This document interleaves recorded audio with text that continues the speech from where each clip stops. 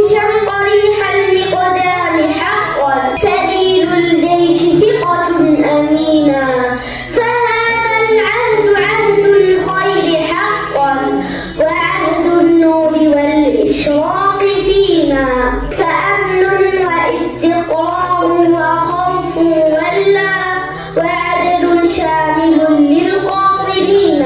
لقد عم البلاد في كل شبر، فأبناء الجزائر آمنين، وفي الطرقات إسراف عظيم، تراها سهلة للسالكين، وإن عاش الزراعة غير خاف، لكي تكفي جميع المعوزين، وللمرضى مصحات مذور، وتوفير الدواء للعاجزين.